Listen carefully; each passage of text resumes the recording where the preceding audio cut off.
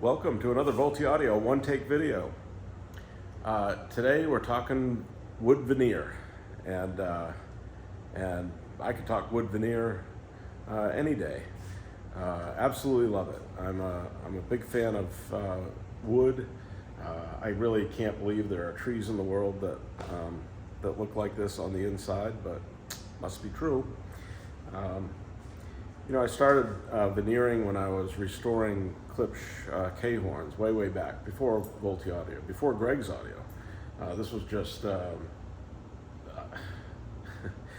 was really busy building homes in Maine. Had quite a business going, but still found time to play around with speakers.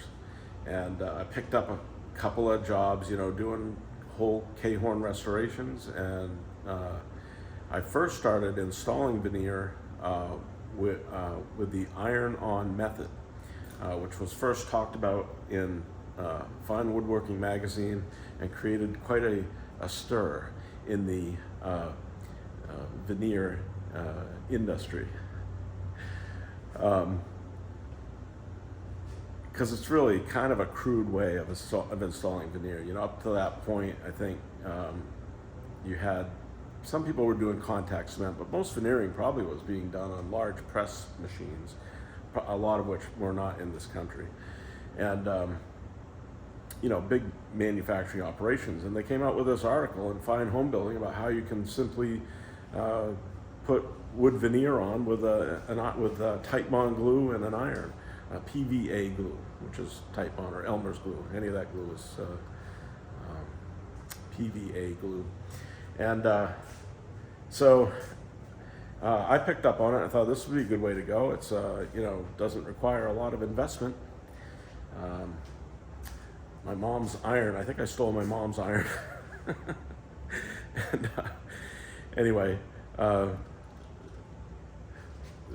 this is not one. I wasn't that young. I shouldn't have been stealing my mom's iron. But anyway, it was there. She didn't use it. Thing is that ironing on veneer doesn't really work with big panels because you get bubbles. You can't really get it flat and get the bubbles out from under it. And as soon as you put any kind of a finish on it, especially a water-based, which I never did, but I did some oil-based. That didn't work out so well either, but they just would pop up, and just what a nightmare. It just did not work out. I tried contact cement after that. Both contact cement and PVA glues are not permanent glues. You could take tight bond and re-wet it and actually start to loosen the bond, believe it or not. It's an excellent glue, it's just not permanent. There is, in our industry, there's such a thing as permanent glue. And so after trying all those things, and things just really weren't working exactly the way I wanted, I ran into Daryl at Vacuum Pressing Systems in Brunswick, Maine. When I first contacted him, I had no idea he was in Maine. I found him on the internet, got talking to him about the vacuum bags that he sold, and the glues that he had. And then I found out he was right down the road from me. Pretty funny. But boy, he taught me how to do it. The process is a little tricky. In fact, putting wood veneer on speakers is the most problematic thing that I do, or the thing that can have the most problems. I can have the what am I trying to say? It's a friggin' pain in the ass. That's what I'm trying to say. I don't know why. Still to this day, I do not know why putting basically wallpaper on the side of a speaker cabinet should be so difficult, but it is. If you don't pay attention to every little detail, you'll pull it out of the bag and you'll have some freaking little loose spot somewhere, and that's it.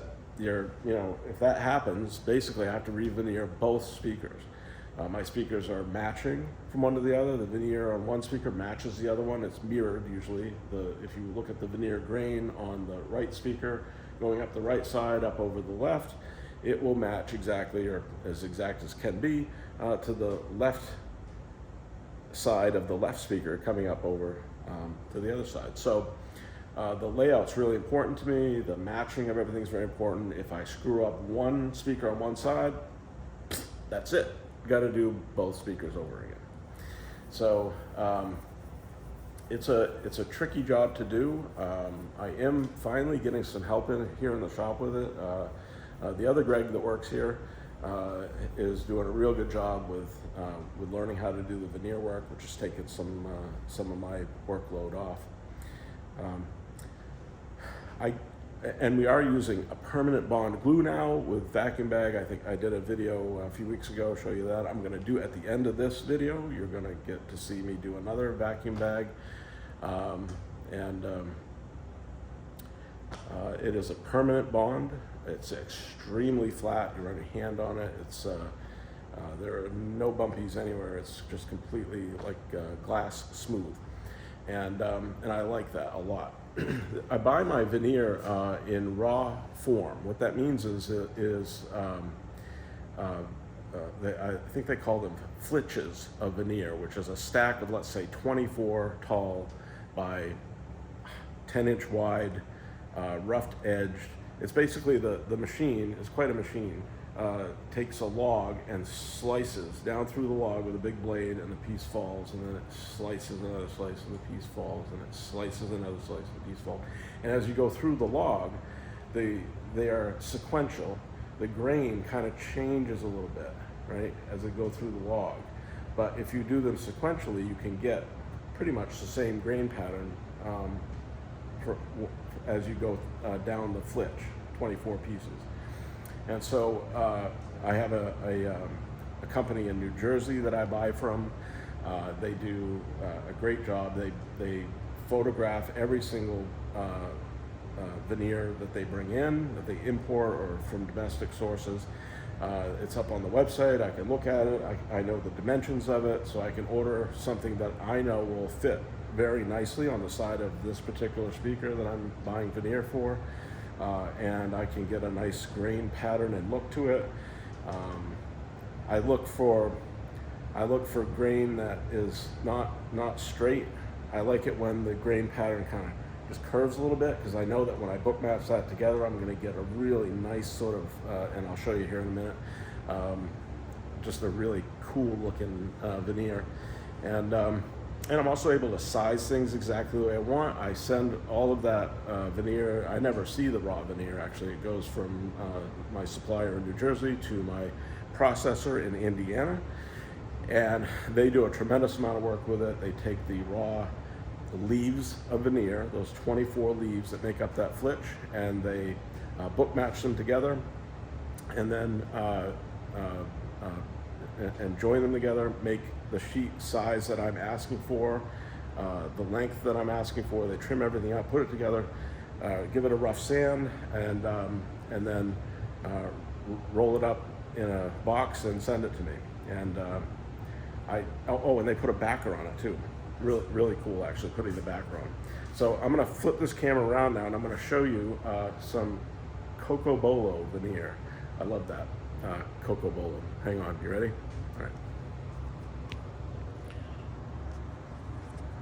All right, there we go. So, hey Greg, aren't those the same 12 RAS from last week? You haven't done anything to those? No, I haven't done anything to those. And I haven't done anything to the cherry rivals that are sitting on the table. Okay, so this is Coco Bolo. And on this particular veneer, when I was looking on the website, I saw that I was kind of limited on length. The length of this veneer would not do a rival cabinet or a Lucera or a RAS, just not quite long enough. I need the pattern, the veneer, to go up one side of the speaker, across the top, and down the other side of the speaker. And actually, as I look at this, it might be long enough for RAS, but just barely. And but I knew I could use it for Vittoras, and that's what I bought this for. And I am doing a pair of Vittoras right now for Dean. Dean, these are your Vittoras that we're working on. Notice that there are 4 leaves One leaf, 2, 3, and 4. And if you imagine taking this leaf and turning it over onto this one, you'll see that it is exactly the same as this one. They were all stacked. Those 24 leaves were stacked in the same direction and cut sequentially. And what they do up, Superior Veneer up in Indiana does for me is they take these and they flip a leaf over, so now that's book matched. And then they do another set of book match over here.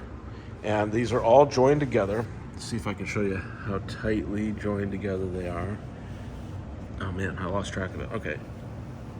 Yeah, so you can't even see the line on there. It's right in here somewhere. And, oh, here we go. There, see the line right there? So that is where the two leaves are joined together. And and they actually, this is very thin, you know, this, the wood is. And they actually edge join that together. How the heck they do that, I don't know. It's pretty impressive. And then they put a backer on it. They call it a paper backer, and I guess it is. It's very, very thin. But that is pressed on with heat. And then the whole sheet runs through a sander, and it gets sanded slightly. And there you go. I get a sheet of veneer. And for the Vettoras, what I'm doing is I'm cutting, well, you'll see it here in a minute. I won't even go through that. But I cut out for the pieces. You know, the Vettoras they're my largest speaker, but they don't have it. They don't require any long pieces. Almost everything is, you know, 30 by 36 probably is the largest piece on the Vettora. There's a lot of pieces. I think there's, I haven't counted in a while, but I think there's over 80 pieces of veneer to do a pair of Vettoras. Very, very time-consuming speaker to put veneer on. You know, by contrast, the Arrival, 1, 2, 3, 4, 5, 6, 7 pieces of veneer for Arrival. Why do Vettoras cost so much money? Well, there are many reasons. All right, what else do I want to show you? I cut this with scissors. we mark it out and cut it with scissors. Pretty cool, huh? All right, I'm going to come over here and show you this. So this is, these are top hat pieces for Vettora. This is the bottom of the top hat. So most of this won't show. This is all inside. The only part of this that shows is this outer edge around, you know, where we have the side of the cabinet coming around here. And the one that really shows, which I don't think I have, is this the top? Let me see. I can't tell. Is that the top? No, that's not the top. That's the underside of the top. Anyway, you get the point. The nicest piece for the top of the cabinet is put on top. And everything is done very carefully. I use the same top piece for both cabinets, the same pattern of veneer for both cabinets. I even use the same pattern on the stuff that you hardly see any of, like this one where you only see the edge, but I still use the same exact pattern for each of the pieces. Even the underside of the Vettora top hat is veneered. So wood veneer everywhere, and you can see, if I close up on this, you can see how the top and bottom veneer, the edge band was put on first, and then the top and bottom were put on in the vacuum bag, and they overhang. They're standing, you know, they're proud of this. So the next step on this is to trim this back so it's flush with this, and then that's what we call trim sanding, and then it goes to finish sanding. And the finish sanding on these is really, really meticulous. I have to put my glasses on for that. These rivals are done in natural cherry, and these are ready for finish sanding also. All right, let's go in here. I hope I explained enough about the veneer and how it's processed, how I buy it. It's really a cool process. You know, you can buy wood veneer already put into sheets, but the way I'm doing it, I get it sized exactly the way I want. and I get exactly the layout of the grain pattern the way I want it. So these are for Raz. Those cabinets you see out there are going to get veneered pretty soon because I got to get some in stock because I'm trying to have speakers in stock. That's cherry. Let's see what else we got here. There's some olive ash. Oh, and bossy cedar. Those are going to be pretty. I love bossy cedar, one of my favorite veneers. More cherry. So anyway, there you go. We've got some nice Raz coming up. I just did these about a week ago. I did, these are Raz LEs. They don't get grills on the front. Please don't ask me for them. You can go, I don't know, you can go put grills on if you want. Buy some cloth. They're meant not, do you listen with grills on your speakers? I don't. I don't know if it really changes the sound much, but my brain tells me it does. So these are rosewood. This is a new batch of rosewood for me, kind of different than the rosewood I've had for a while. I've had this really dark rosewood. This is a rose, more rose-colored rosewood. This is the LE, and as you can see, there's no recessed front, right? And the front gets veneered, and there you go. On these particular ones, the backs are going to get painted. And here is the, I'm doing 2 pairs of these. This is the veneer for the other pair of Raz LEs in rosewood. And again, you see the book match pattern. When you flip one over to the other, then you get sort of this cathedral that happens, and any little element that's on one is shown on the other opposite. This blob matches this blob, and yeah. So here's what I'm going to show you today. I'm going to actually install veneer on on this. This is a Vittora top hat piece. It's a bottom. I know it's a bottom because it has the holes in it where the isolation feet stick down through. And here is the Cocobolo. You see the beautiful grain pattern. We don't, it just really, this was it's a fairly wide veneer. I'm just looking at it, interesting how this dark part here is not coming over in here. We missed it, which is good. I like that because now really you just have this dark part in the middle on one spot. That is a beautiful job of layout and cutting right there. Wow, what a beautiful veneer. All right, I wanted to show you a caul. This is CAUL, caul. I learned that from Daryl at Vacuum Pressing Systems. And what this is a 1/4 inch thick birch plywood piece of plywood that has a mylar film attached to it that helps us and it's hard to explain, but here's the one here for the veneer that I'm going to put on today, and it allows the veneer to come off easily. It doesn't stick to it. If any glue should work in on the edges or anything, it comes off of this very easily. And this caul is 3/8 of an inch larger than the panel that we're veneering all the way around, and the veneer is slightly smaller than that. So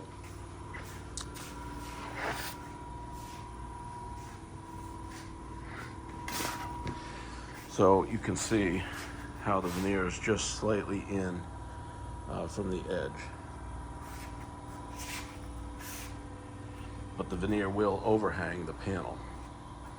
And then after the glue is dried, I take the caul off, leaving the veneer behind, and then it's ready for trimming. All right. What do you think? Oh, how about these? I'll show you these.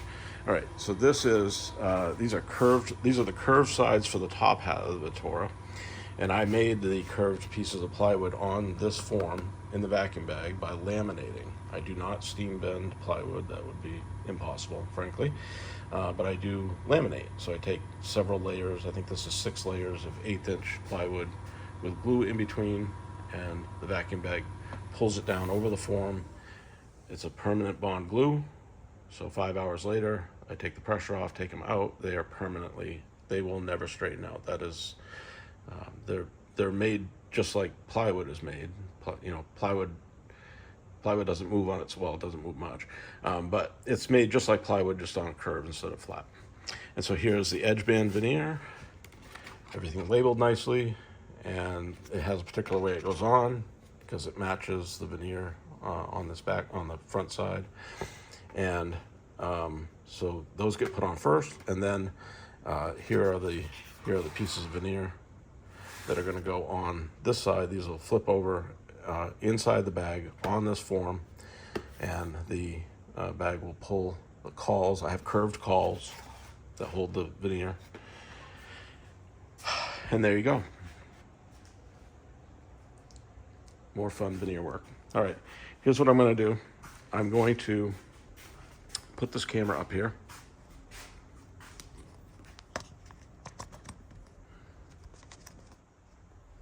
All right, there we go. I'm gonna put some veneer on. Okay. All right, here we go. I got prepped for this ahead of time, so it won't take too long.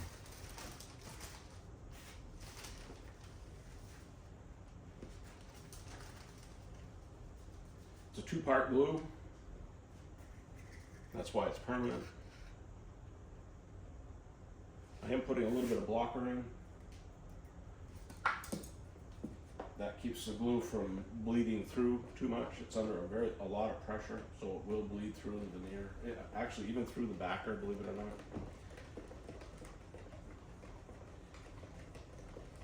not. The blocker basically just increases the viscosity. Increases or decreases? It makes it thicker.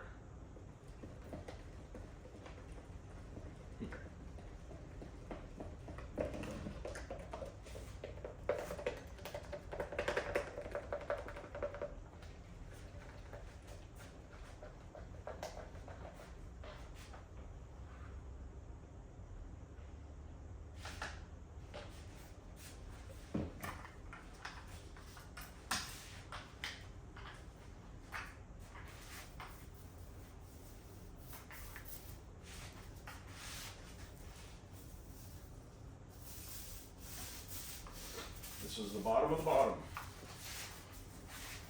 The bottom of the bottom. I have to talk to myself, make sure I'm not screwing up.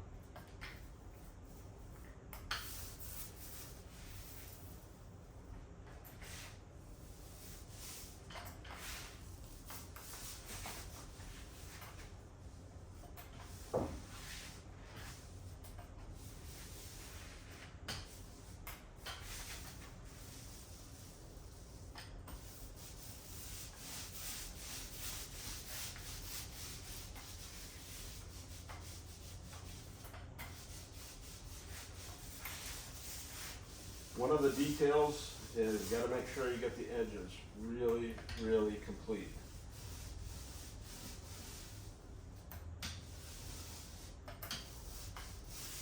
If you don't, bad things happen.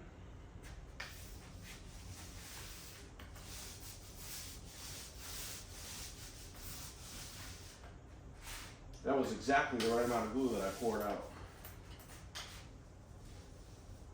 Almost like I've done it a couple times.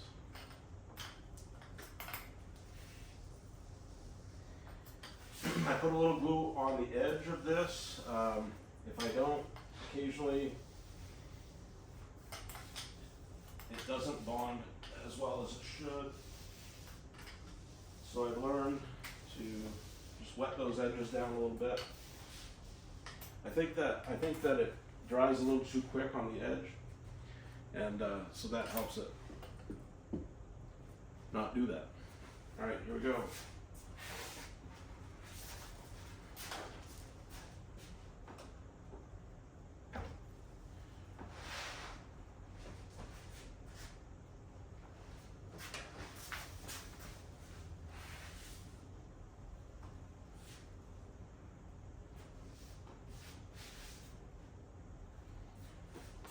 This is a pretty easy veneer to do.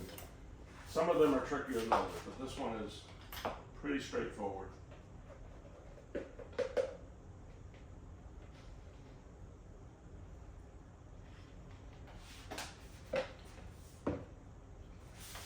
This is the top of the bottom, and I know that because I have little inserts right here.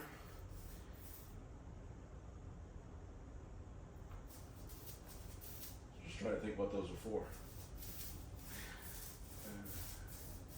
See, and I can't just glue over them, because if I do, I'll push glue down into there. So I have to be really careful.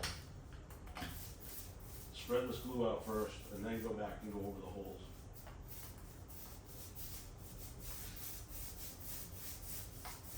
See that? I can run over it, but I just have to make sure I'm not pushing a lot of glue down into it.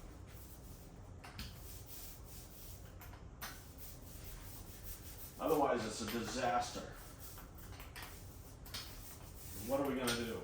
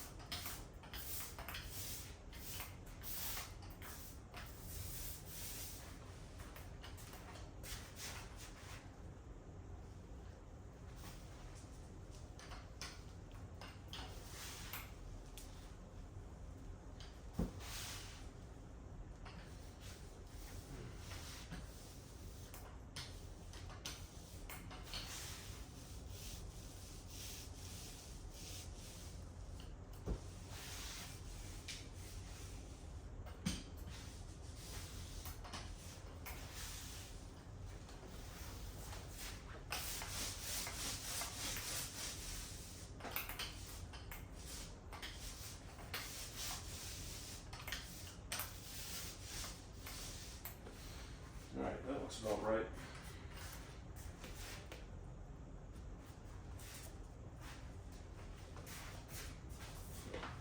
I forgot to do this. Alright, where are we? Right there.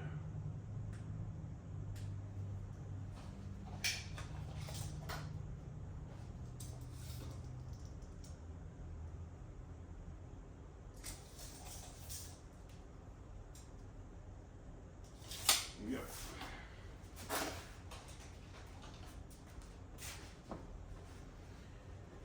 All right.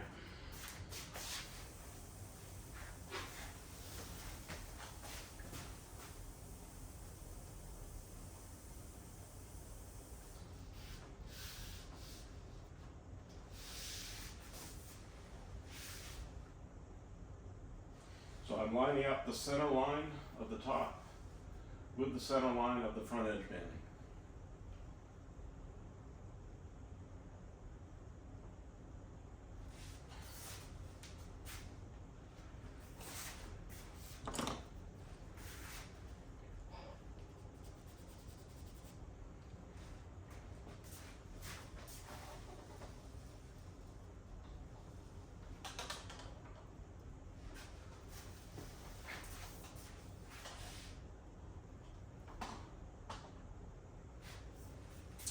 We are good.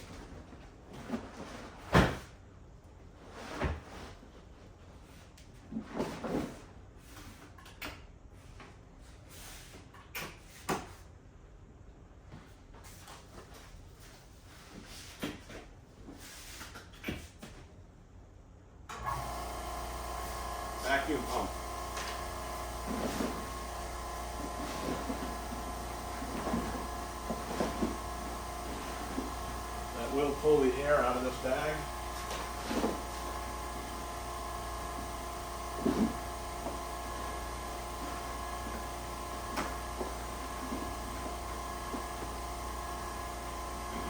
And when it does, it's going to pull down very evenly on this. Unlike clamping will give you pressure points. This gives very even pressure. It's about 1,500 pounds per square foot. It's using atmospheric pressure. Don't ask me to tell you what that is. You're just going to have to go look it up.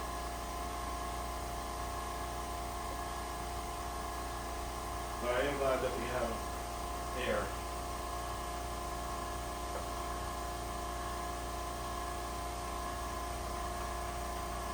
There we go, that's pulling down right now.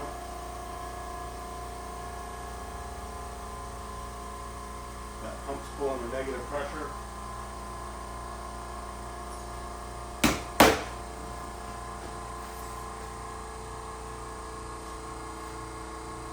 You know, 1,500 pounds per square foot, right? It's probably 6,000 pounds right down on that. I honestly don't know how this table holds that. I have no idea. It's just 2x4s.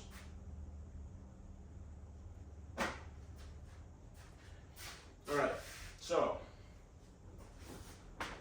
electric blanket.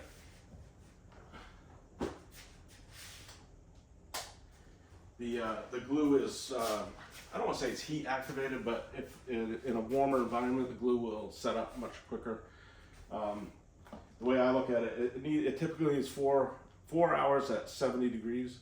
But if I warm it up, it's gonna set, it takes a day at least to get full cure out of it. So by warming it up, I get more cure out of the glue before, you know, in the 4 or 5 hours that it sits there. So there you go. What did I miss? Leave me a comment. Let me know, okay? And I appreciate your support. If you like this, think I deserve it, give me a thumbs up. If you haven't subscribed and you like this content, you want more, please subscribe. I put videos out every Sunday morning. And trust your ears and have fun. And I'll catch you on the next one. Bye.